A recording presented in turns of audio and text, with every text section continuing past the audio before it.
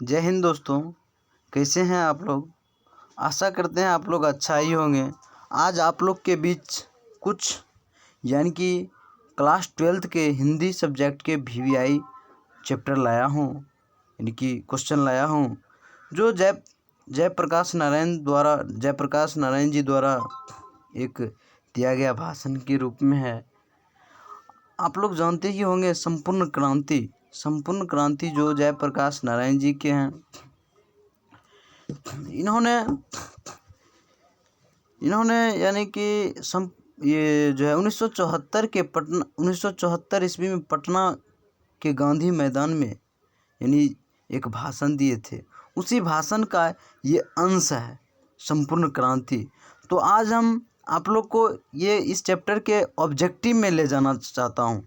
Objective में देखिए, सबसे पहले फर्स्ट नंबर का ऑब्जेक्टिव क्वेश्चन है, जयप्रकाश नारायण यानी कि जयप्रकाश नारायण जी जब बेल्लौर अस्पताल जा रहे थे तो वे कहाँ रुके थे। यानी कि देखिए, जयप्रकाश जी जब बेल्लौर अस्पताल जा रहे थे तो वे कहाँ रुके थे। इसका देखिए आंसर हो जाएगा आपको मद्रास। कहाँ रुके थे? मद्रास में रुके थे। मद्रास में, यानी कि आंसर मद्रास।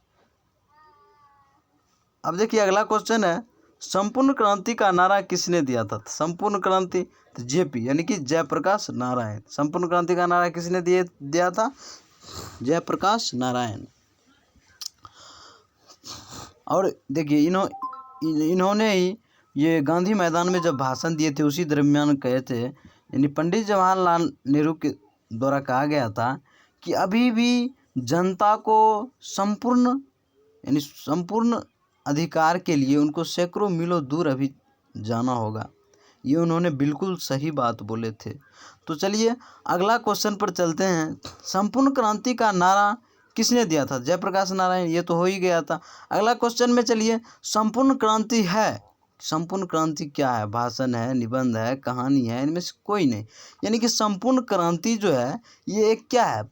एक भाषण है। वही भाषण जो यानी जयप्रकाश नारायण जी द्वारा पटना के गांधी मैदान में जो भाषण दिया गया था उसी भाषण का ये क्या है? अंश है। कौन है? एक अंश है ना। अब देखिए अगला क्वेश्चन है, 1974 ईस्वी में छात्र आंदोलन का नेतृत्व किसने किया? 1974 ईस्वी में छात्र आंदोलन का नेतृत्व किसने किया था? यही यानी कि जयप्रकाश नारायण जी ने किया था। कौन किया था? जयप्रकाश नारायण। अब देखिए अगला क्वेश्चन है, जयप्रकाश नारायण को भारत की जनता किस नाम से याद करती है? लोकनायक के नाम से। अगर ये तो यहाँ ऐसे दिया है, अगर वहाँ दे देगा लोकनायक के नाम से कौन जाने जाते हैं, उसमें क्या चीज़ मारिएगा टिक? जयप्रकाश नारायण में। क्या चीज़ में? जयप्रकाश नारायण। अब देखिए अगला क्वेश्चन है, भ्रष्टाचार की जड़ क्या है? भ्रष्टाचार की जड़ क्या है? तो भ्रष्टाचार की जो जड़ है बाबू, ये है सरकार की गलत नीतियाँ। क्या है? सरकार की गलत नीतियाँ ना। सरकार की गलत नीतियाँ। भ्रष्टाचार की जड़ क्या है? सरकार की गलत नीतियाँ। यानी कि भ्रष्टाचार आज कहाँ नहीं है। देखिए, चाहे वो सरकारी दफ्तर जाइए, बैंक जाइए, टिकट कटाने के लिए जाइए, सभी जगह भ्रष्टाचार है। भ्रष्टाचार से आज पूरा यानी कि सभी जगह भ्रष्टाचार ही भ्रष्टाचार है। ये बिल्कुल ये सरकार की एक गलत नीतियाँ हैं। भ्रष्टाचार की जड़ सरकार की गलत नीतियाँ हैं। अगर सरकार ठोस कदम उठाए तो ये जरूर दूर हो सकता है। हम इसको नेता को सबसे ज़्यादा भ्रष्टाचारी मानते हैं। ये नेता लोग भ्रष्टाचार करते हैं। अगर हम कहते हैं, अगर माना कि आज आइए यानी कोई अफसर अगर भ्रष्टाचारी है तो सरकार के कारण भ्रष्टाचारी है। अगर सरकार अगर उस पर कार्रवाई करे, ठोस कदम उठाए तो भ्रष्टाचार जड़ से उखड़ सकता है। लेकिन ये जनता को सिर्फ चूसने का काम करता है, ये अफसर और ये नेता।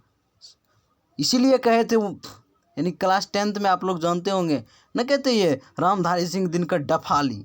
ये नेता लोग डफाली के समान है। जिनसे संभल सकत नहीं तन की ढीली धोली धाती, वो देश क्या प्रबंध कर पाएगा। ये बात बिल्कुल है। नेता लीडर को अपना धोती नहीं समझ पाता है, वो देश को संभालने के लिए चला है, अपना सिर्फ सभ्यता में मलिन रहता है, विदेश यात्रा करता है, अपना यानी कि उल्लू सीधा करने में लगा रहता है। यही आजकल की जनता की ये जनता को शोषण करने वाले नेता लोग यही सब में लगे हुए हैं। और क्या जनता को हित के लिए कोई काम थोड़े कर रहे हैं। ये सब अपना अपना यानी कि स्वार्थी हो गए।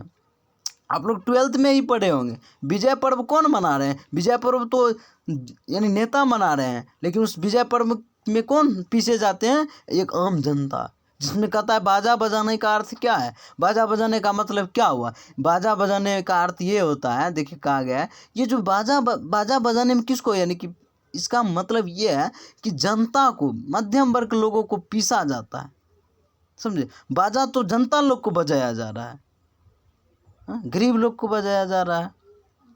विजय पर्व कौन मना रहा है, विजय पर्व वही नेता लोग मना रहा है। यानी सड़कों को क्यों सींचा जा रहा है, सड़कों को विजय पर्व को मनाने के लिए सींचा जा रहा है।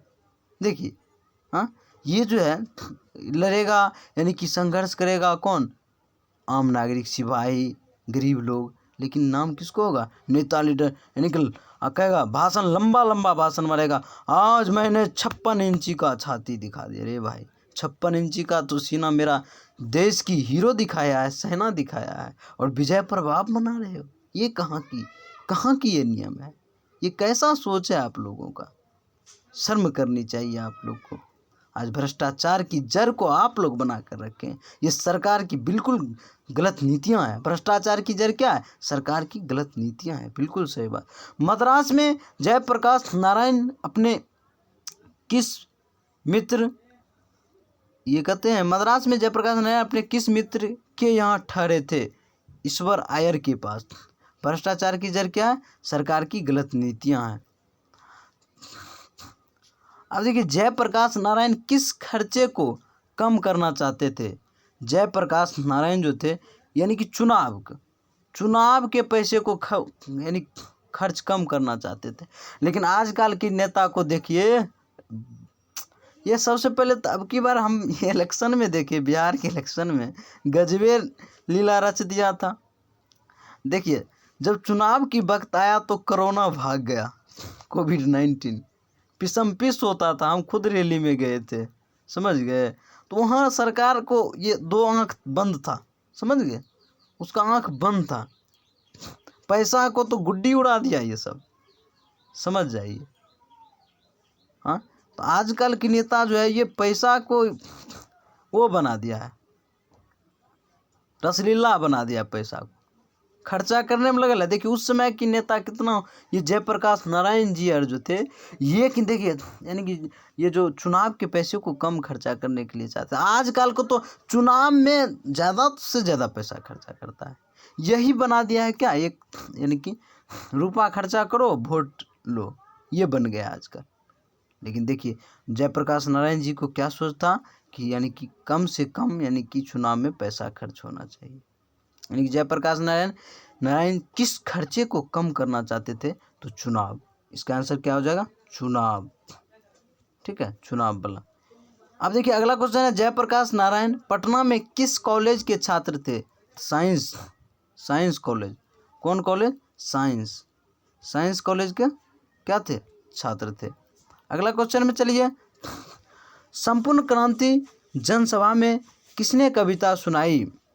संपूर्ण क्रांति जनसभा में किसने कविता सुनाई, तो रेणु। कौन, रेणु। अगला क्वेश्चन है, मद्रास में जयप्रकाश जी को किसने कविता सुनाई, तो दिनकर जी। कौन सुनाए थे, दिनकर। जयप्रकाश नारायण का जन्म कब हुआ था। जयप्रकाश नारायण जी का जन्म 1902 ईस्वी में हुआ था, 1902 ईस्वी में हुआ था। आप कहता है संपूर्ण क्रांति का ऐतिहासिक भाषण जयप्रकाश जी ने किस स्थान पर दिया था, तो वही गांधी मैदान पटना। अब देखिए अगला क्वेश्चन है, छात्र संघर्ष समिति का गठन किस लिए हुआ। छात्रों द्वारा सत्ता में भ्रष्टाचार। छात्रों द्वारा सत्ता में भ्रष्टाचार। इंडियन एक्सप्रेस के मालिक कौन था? रामनाथ गोयनका। जयप्रकाश जी हिंदू विश्वविद्यालय में प्रवेश क्यों नहीं चाहते थे? वहाँ सरकारी फंड प्राप्त होता था। आईएससी की परीक्षा जयप्रकाश जी ने कहाँ से उत्तीर्ण की? बिहार विद्यापीठ। कहाँ से? बिहार विद्यापीठ से। अमेरिका 19 नंबर क्वेश्चन है, अमेरिका में पढ़ाई के दौरान जयप्रकाश नारायण ने कौन सा काम किया था? इनमें से सभी, यानी कि बागानों में काम किया था, लोहे के कारखाने में काम किया था, बर्तन धोने का काम किया था। अमेरिका में पढ़ाई के दौरान जयप्रकाश नारायण ने कौन सा काम किया था? तो ये सभी काम किया था। अगला क्वेश्चन है, जयप्रकाश नारायण भ्रष्टाचार के लिए मुख्य जड़ क्या मानते थे? चुनावी खर्चे। कौन? चुनावी खर्चे। आईएससी पास करने के बाद जयप्रकाश नारायण आगे की पढ़ाई के लिए कहाँ गए थे? अमेरिका। कहाँ गए थे? अमेरिका। जयप्रकाश नारायण मार्क्सवादी कब बने? 1924 में। 1924 में। लेनिन की मृत्यु कब हुई? 1924 में हुआ। 1924 में। जयप्रकाश नारायण रचित पाठ का नाम क्या है? संपूर्ण क्रांति। जयप्रकाश नारायण कहाँ के रहने वाले थे? बिहार के। जयप्रकाश नारायण जी कहाँ के रहने वाले थे? बिहार के। देखिए अगला क्वेश्चन है आपका, जवाहरलाल नेहरू को जयप्रकाश नारायण ने कहा करते थे, यानी जवाहरलाल नेहरू को जयप्रकाश नारायण ने कहा करते थे भाई। क्या कहते थे? भाई कहते थे। क्या कहते थे? भाई। अब देखिए जयप्रकाश नारायण की मृत्यु कब हुआ? जयप्रकाश नारायण का मृत्यु कब हुआ था? ये जो है 1979 ईस्वी में हुआ था। 1979 में। इतना ही आज के लिए वीडियो, और इतना ही क्वेश्चन आपके लिए आज, यानी कि ये चैप्टर मानिए तो इस चैप्टर का ऑल ऑब्जेक्टिव जो एग्ज़ाम के दृष्टिकोण से पूछा जाएगा वो हमने बता दिए हैं। आप लोग इसको सही से देख लीजिए और आसानी से याद कर लीजिए, और आप लोग को इतना ही कहूँगा, बेस्ट ऑफ लक। आपके एग्ज़ाम में पूछे। इतना ही, धन्यवाद।